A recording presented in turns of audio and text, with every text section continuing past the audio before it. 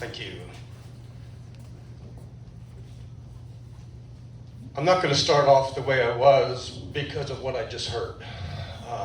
I'll get back to what I was going to say, but Duncan, thank you very much for bringing that up. And sadly, I need to say that we still have cheating in elections. We have cheating in Volusia County, and very sadly, it emanates from our own REC leadership. And it needs to stop. It needs to be wiped out. And I do agree with you that people need to be prosecuted for that. There is video recordings of some of the most despicable lies I have ever heard of school board candidates. Stuff that is libel and horrible and sanctioned by our own REC. It's on videotape. Lies about me to friends of mine that they didn't know they were lying to friends of mine on videotape. It needs to stop. It needs to be prosecuted. I think you got a video. I have the video. Recording. I am a witness to of some of the most despicable lies. Duncan needs to start in his own hometown. Start with the REC, Duncan. You know it is corrupt as hell. Is he taking my time? Okay, got it. Duncan, did you hear me? It starts here. The way that I wanted to start is to say thank you to all of the people that worked really hard in the hottest part of the year to turn out, to help me in early voting, primary day, 92 different voting locations. It's a horrendous ordeal. And you came out in that heat, and I thank you for that. You delivered for me in one of the lowest voter turnouts. Where did she go? Where did she go? Yeah, we got 42, thank you, 42% of the vote. Not quite the 50% that we were hoping for, and probably every candidate that ran was hoping for, so that we could end it and just go right back to work. But we did well, and now we will go on to win November 5th. What it told me when I looked at the numbers is that my opponent, who you'll hear next, 72% of the voters didn't buy the message that he was giving. In fact, I see now on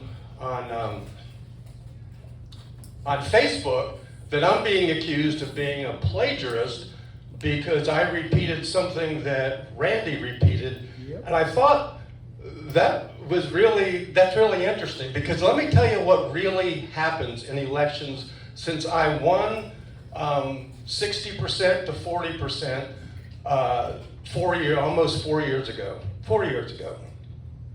I ran on saying that we had to get control of overdevelopment. We had to install responsible development, responsible growth in Volusia County.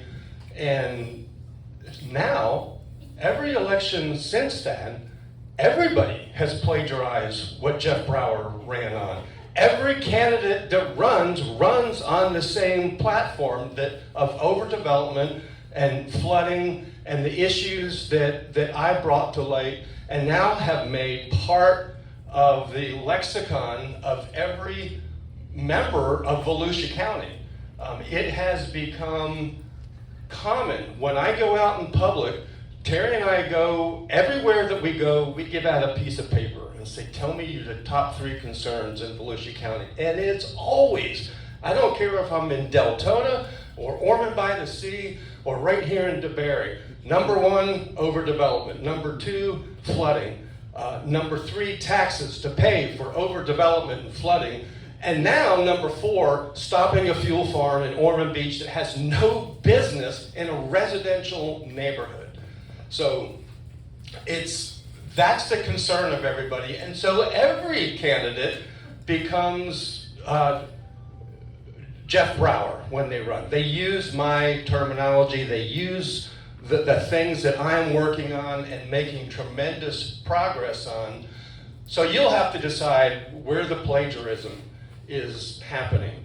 I'm going to continue talking about those issues, and I'm going to continue to very wisely spend the money that you gave me. I think that we spent $1.46 for every vote. Thank you very much. While my opponents spent $13.29 for every vote. So I would just ask you, who's the better manager of money in an election? And so let me tell you some of the things that have happened, because now what you're going to hear was, oh, for 4 years, Jeff Brower hasn't done anything. There's been no accomplishments. There has been a tremendous amount of things accomplished. Many of them that I haven't even had to bring up on the county council for a vote, because I don't know if you've noticed it or not, but if I'm for it, I've got 4 people who are against it just because I'm for it, and they're willing to harm their own community in order not to give me a victory on anything. So I go right to the county manager for, I'm glad you're enjoying this. I am. For a lot of the things that I want to get accomplished, and we've been quite successful at it. So I'm gonna leave that part and go to some of those things, but I'm gonna tell you this. When you hear the same things coming from every candidate, the reason that they're not buying it now is because they learned 2 years ago, when every candidate was for responsible growth, all funded by the development community, and none of them vote that way. Not one of them vote that way. So just follow the money and ask yourself if a whole lot more of that money going to a candidate is going to bring a different result than it did before. I would tell you, no. We've learned from history that when you're funded by the development community, you get more development. Now, I've been for responsible growth. I just finally, after 4 years, got an opportunity to vote for a responsible growth project that came to me.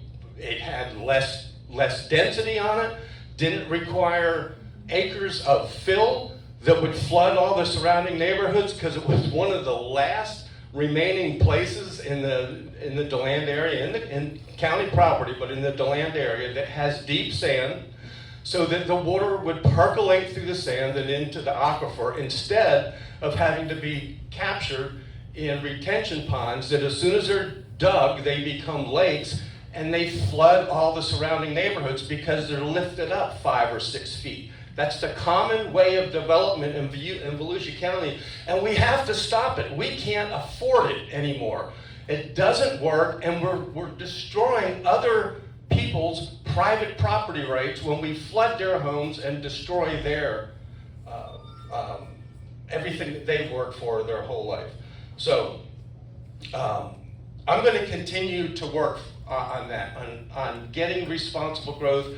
I did vote for that project because it was the responsible growth that I called for, and because I am not going to call for responsible growth for 4 years, and when I finally get it, move the goalpost and say, well, no, I still don't like that. That's what a spoiled child would do.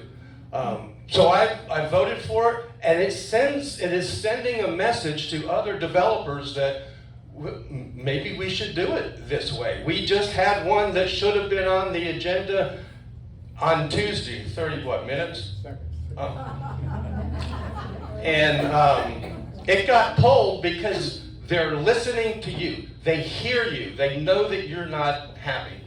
So, well, I didn't get to my list, Gary. I should have had you tell me when it was a minute less. But I'll end with this, because taxes are very important. This is a Republican crowd, and taxes are very important. In 4 years, we have reduced the millage rate in Volusia County by 57%. The millage rate is how it's determined what you pay. It's still not enough, but we've reduced it, and at the same time protected Every single agency, law enforcement, lifeguards, firefighters, all of public safety, I've always said we'll hold them harmless and we won't reduce our budget because it is the chief core responsibility of county government, in my opinion. So please, fight with me in the heat till November 5th and let's win for this county because we live in a beautiful county, but we do have challenges and we have to face them and we can't ignore. If you're going to ignore them, why run? So let's make Volusia County a better place to live. Thank you. 11 minutes, okay.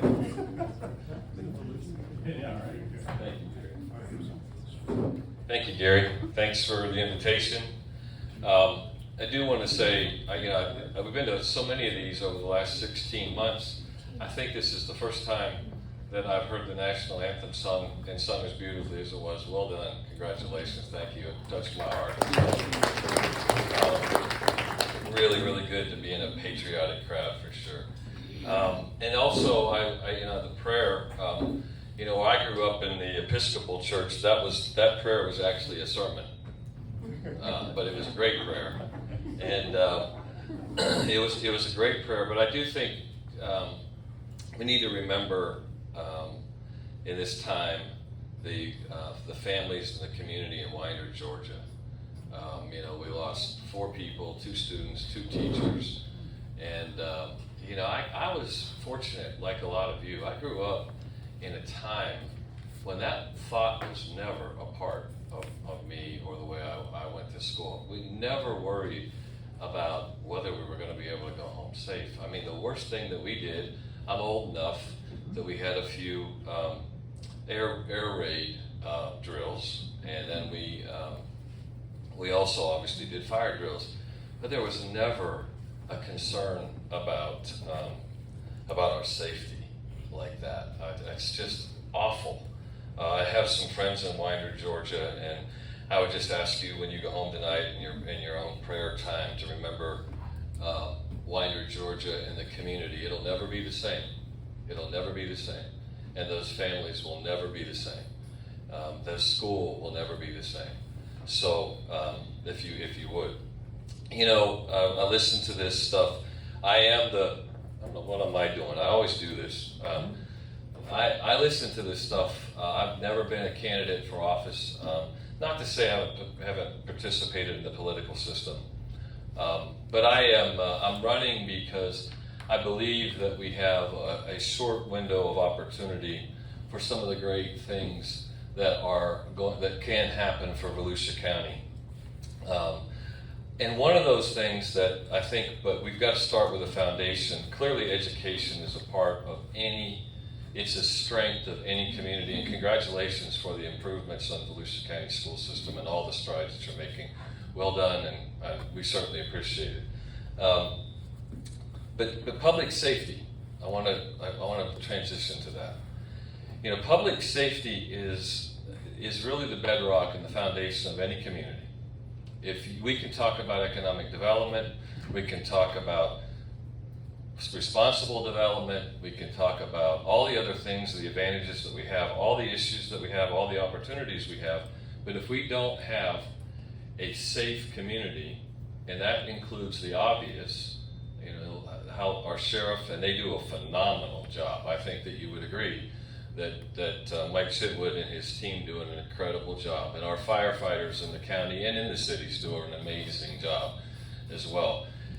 They're strong, courageous people. They're smart. I went out with one of the deputies it's probably been a month ago now, and I got to see how they do their job.